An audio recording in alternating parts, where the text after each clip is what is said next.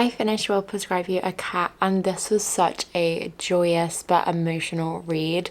I adored it, devoured it, thought it was great. This had themes of translated Japanese fiction, of course, obviously cats woven in here as well, and their variety and array of different personalities and how they act and how they are. And then it was almost these kind of short stories, but more so chapters of different characters and different prescriptions of cats and different cats in their life that they were then prescribed. And I thought the whole concept was amazing. I thought the whole action of it was amazing. The fact that we were just following these characters, but it made the ending quite ambiguous because you kind of almost left wanting more, and it was left very open-ended, so you weren't quite sure how it ever went. And there were a couple times which the characters' stories ended in quite a firm way, but you knew that that's not the way they wanted them to end.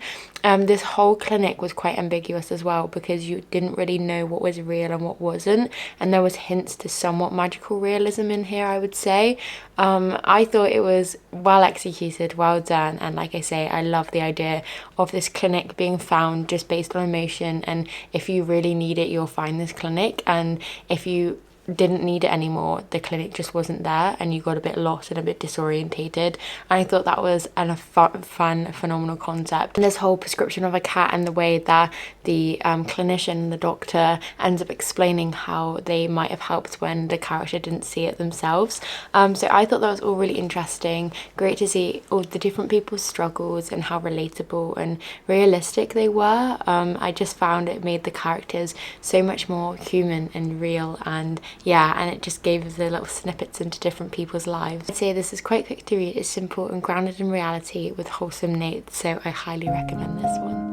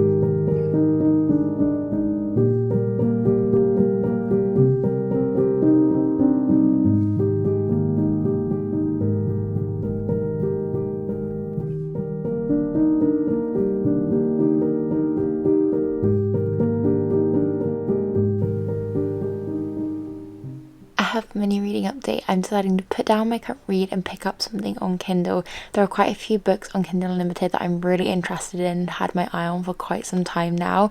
That includes Fae-bound, The Hurricane Wars, and also The Crimson Moth. So I'm really interested in those, and then also they have The Hunting Moon on Kindle Unlimited too. I just received that in physical copy, but I think because it's so dense I prefer to do it via Kindle. I'm yet to decide which one out of those titles I'm going to pick, but I'm eager to start a fantasy, I think, and then I'll perhaps swap in between the other book too. So let's see which book I get up to.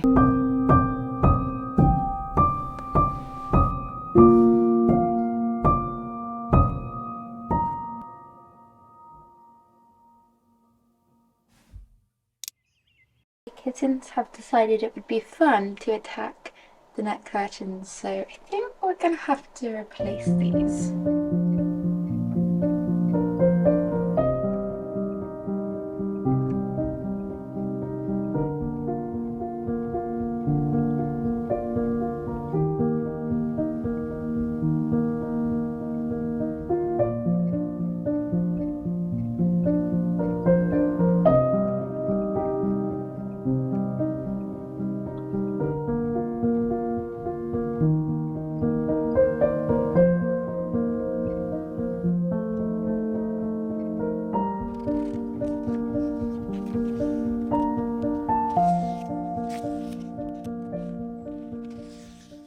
Finished this wonderful book and ended up really enjoying it. I'm reading it in my good tier. I thought it was an intriguing read and was packed full of themes of obviously a bookseller's life and lives intertwining, how books bring people together, book lovers, and the mundanities of life, little moments and challenges that life brings as well.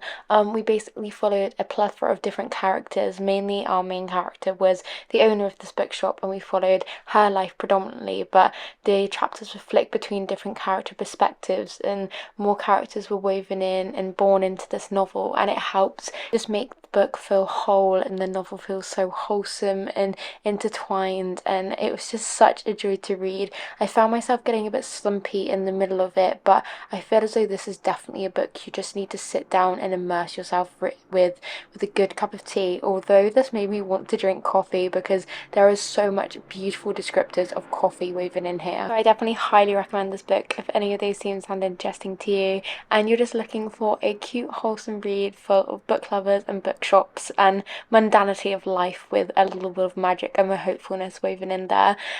So yeah, so that brings me to the end of this little reading vlog and reading adventure. I'm gonna continue reading Feybound as I started that last night on my Kindle, and I'm enjoying it so far. It's very descriptive and very heavy, so I feel as though that's why I quite enjoyed picking this one up alongside it. So yeah, I'm only about 50 odd pages into that one, so intrigued to see how it goes. But thank you ever so much for joining me on this adventure, friends, and I hope that wherever you are, whatever you're doing, you have a wonderful day or night. And until next time, bye.